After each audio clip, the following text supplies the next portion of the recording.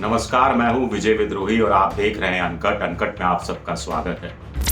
उत्तर प्रदेश में बीजेपी के विधायकों के लिए एक बड़ी राहत की खबर आ रही है। सूत्रों के अनुसार राहत की खबर ये है कि अब पार्टी ने तय किया है कि ज्यादा विधायकों के टिकट नहीं काटे जाएंगे।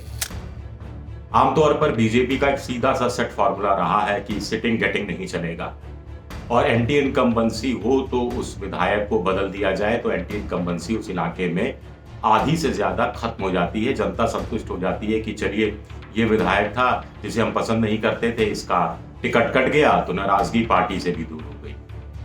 लेकिन अब इंडियन इकोनॉमिक टाइम्स की खबर के अनुसार अमित शाह ने बरेली का दौरा किया। बरेली के दौरे में कार्यकर्ताओं से कहा कि कार्यकर्ता पार्टी को प्राथमिकता दे, पार्टी को ऊपर रखें, कौन कैंडिडेट है कौन कैंडिडेट नहीं है इस पर ज्यादा ध्यान नहीं दें।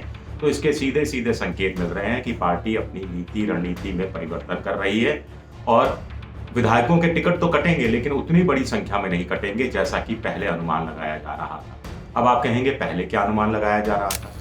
पहले खबर ये आ रही थी जब उत्तराखंड में 3 मुख्यमंत्री बदले गए, जब विजय रूपाणी को गुजरात में बदला गया, नया मुख्यमंत्री, पूरा मंत्रिमंडल नया आ गया, तो ये कहा जा रहा था कि गुजरात में भी करीब 99 विधायक जो जीते हैं उनमें से अधिकांश का टिकट काट दिया जाएगा। उत्तर प्रदेश में 311 जीते थे, हर तीसरे विधायक का टिकट काट दिया जाएगा।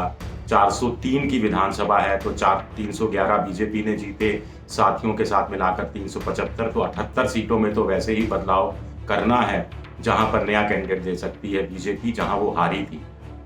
लेकिन इसके अलावा करीब 70-80 सीटें पर भी टिकट बदले जाने की बात थी, तो करीब 150 सीटों की बात हो रही थी। अब बीजेपी ने ये फैसला किया है, जैसा सूत्र बता रहे हैं कि स्क्रीनिंग कमेटी तय करेगी, हर विधानसभा क्षेत्र से 3 नाम भेजे जाएंगे और बहुत जरूरी हुआ तो ही टिकट बदला जाएगा, उम्मीदवार को बदला जाएगा, और वो भी उस स्थिति में जब उन्हें लगेगा कि जो सिटिंग एमएलए है उसके मुकाबले कोई एक दूसरा उम्मीदवार है जो ज्यादा भारी पड़ रहा है, चाहे अपनी जातिगत समीकरणों के कारण प्रभाव ज्यादा डाल पाने में सफल हो सकता हो, ये बीजेपी मानकर चले, या फिर बाहुबल हो, या फिर धनबल हो, या फिर अन्य जो लोकल कारण है। पहले कहा जा रहा था कि जो 5 साल पहले समाजवादी पार्टी या मायावती या फिर कांग्रेस की पार्टी से लोग आए वो आत्मसात नहीं कर पाए बीजेपी के साथ, और बीजेपी भी उनको अपनी विचारधारा में उसमें लाने में सफल नहीं हो पाई, तो लोकल बीजेपी कार्यकर्ताओं को भी विरोध, तो इस कारण सीटें बदल दी जाएंगी, उनका टिकट बदल दिया जाएगा। लेकिन अब बीजेपी ने यह फैसला किया है कि ज्यादातर विधायकों को बरकरार रखा जाएगा, टिकट दे दिया जाएगा। बड़ी वजह क्या है? बड़ी वजह क्या बीजेपी को हार की आशंका है? क्या बीजेपी को लगता है कि ऐसे लोगों को टिकट काटा गया तो ये मायावती के साथ चले जाएंगे या निर्दलीय खड़े हो जाएंगे, बगावत पर उतर जाएंगे, या अपने समर्थकों को के साथ घर में बंद हो जाएंगे, वोट देने नहीं जाएंगे, जो नया उम्मीदवार होगा उसके प्रचार में नहीं निकलेंगे, माहौल खराब करने की कोशिश करेंगे? तो इसका असर विपरीत ही पड़ेगा पार्टी के परिणामों पर, क्योंकि जितनी सीटें आप उम्मीदवारों को बदल कर निकालने की गुंजाइश रखते हैं उससे कुछ कम सीटें आप खोने की भी आशंका सताती है। ऐसा भी चलता है, ऐसा बहुत सारी राज्यों में होता रहा है। तो क्या बीजेपी ने इसलिए फैसला किया, या बीजेपी को लगा कि ये लोग चले जाएंगे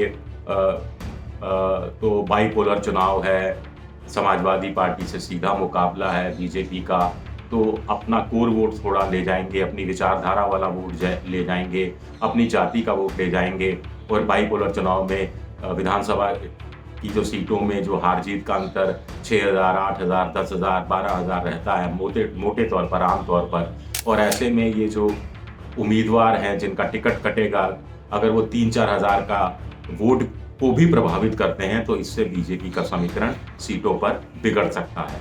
ये भी एक नीति रणनीति हो सकती है।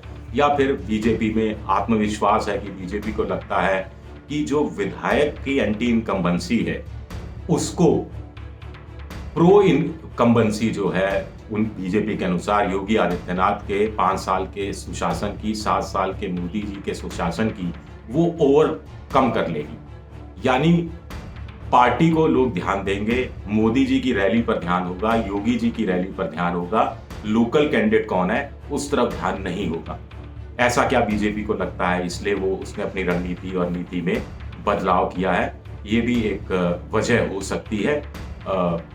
हालांकि कुछ लोगों का कहना है कि बहुत सारे एमएलए अभी भी हैं जिनके खिलाफ लोकल स्तर पर एंटी इनकम्बेंसी है, लेकिन फिर वही सवाल कि फायदा बीजेपी को किस में होगा? उनका टिकट काट देने से होगा, तो नए उम्मीदवार लाने से ज्यादा फायदा होगा, या फिर उनको रिटेन करने से ज्यादा फायदा होगा, या कम नुकसान होगा? इसका आंकलन करने में अभी बीजेपी लगी हुई है। शुक्रिया, बहुत बहुत शुक्रिया।